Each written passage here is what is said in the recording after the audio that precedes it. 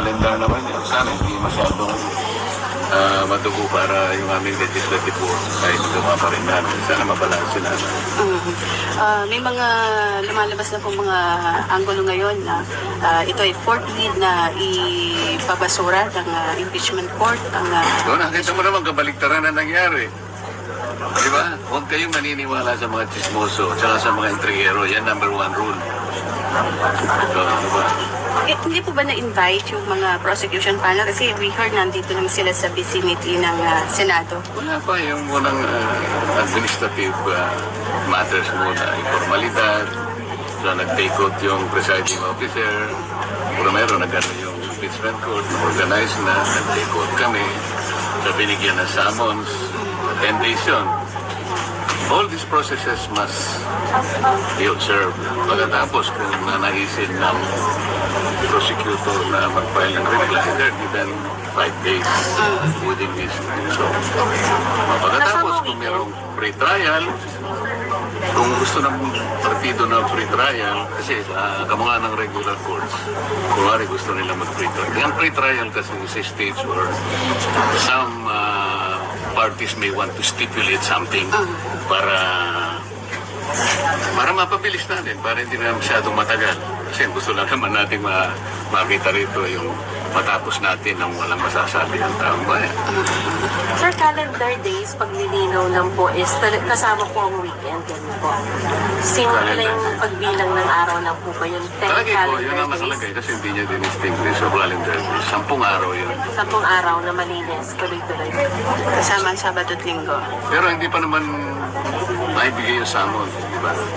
Yan, ano pa. Kasi yung notice yung writ ng summons kasi ipadadala yun at least 3 days before yung takdang araw na magsisimula. Anong stage po nung impeachment trial yung haharap na si VP Sara? Pagkatapos na, siyempre, ma-connect yung issues. Ito nga, di ba sasagot mo na dyan? Kung gusto naman ng House na mag-reply, 5 days sila. And then, doon tayo mag-uumpisa na. Sir, marahapon kayo ba ulit sa Parang kilala kita. kayo ba ulit sir sa Blue Ribbon? And anong future ng Flood Control Pro under the new leadership? Sir. Ano ba yung Blue Ribbon? Yan ang ano eh, no? Yan ang pinakahihintay nila, di ba? Let's not preempt the Senate President. Nasa sa kanyang mandato. Anong call niya, di ba? May attempt ba talaga na recruiting yung ibang nasa majority ngayon? Oo naman. Nga, sila umiikot, minuto eh. So it's a failed coup. A failed coup d'etat. Hindi naman natin masasabing nag-ano pa lang naman sila eh. Kayo naman. Halimbawa ikaw. Alam nilang hindi ka, alam naman lang matatag ka. Hindi na nila pupuntahan. Yung alam nilang merong vulnerabilities. Yung pwedeng takutin. Diba? Kaya lang, ewan ko kung matatakot nila. Alam mo sabi ko sa mga kasama ko. Kaya ito sabi ko, I just said to paraphrase what Senator Camille said on Wednesday night. Kasi nakita niya talaga, na-experience namin kung pag kailangan gawin sa Senado. They have desecrated the Senate crowd. Hindi nangyari sa buong kasaysayan. Sabi ni, hindi ko nasasabihin yung sinabi niya. Pero ipaparaphrase ko. Sino man sa atin ang kakalas sa ating grupo, pagkatapos na nakita natin na nag-alay ng buhay ang isa sa atin, sa palagay ko, mas masahol pa siya kay Judas. Alam mo kung bakit? Sasabihin ko sa inyo. Si Senator Bato, hindi niya kailangan dumating. Maro na yun. Wala akong expectation na darating. Can you imagine kung nahuli siya? Nahuli siya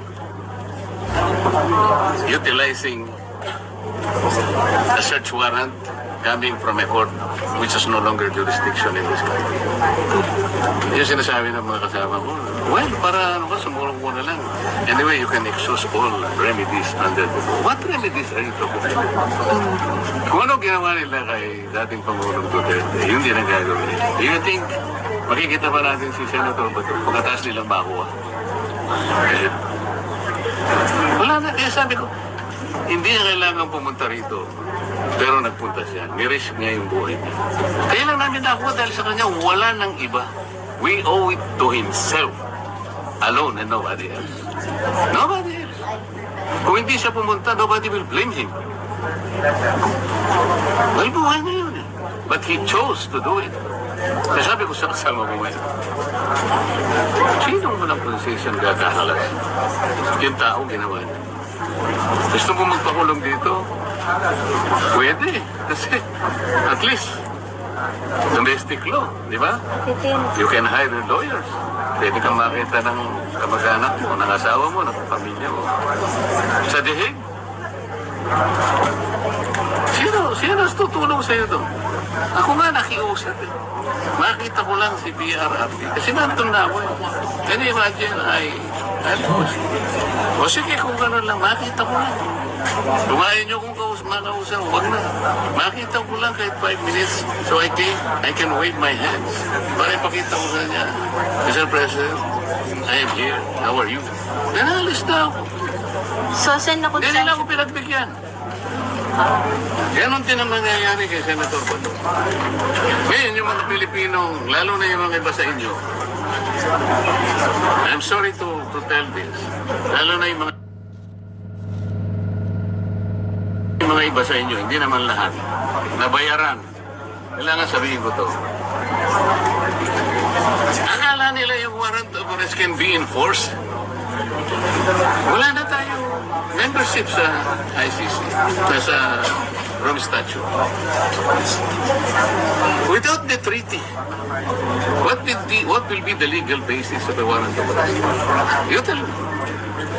Huwag kayo nagpapapaniwala doon sa mga din, mga abogado nagsasalita ng salita, nililin lang nila ngayon. Anong pinaglapalang nila sinasabi? Paikot-ikot sila sa Section 17 of Republic Act 1951. Balik-baliktarin nyo doon. Sinasabi niya lahat. Gagawin mo lang. I-surrender mo or blah blah blah in accordance with extradition laws and treaties.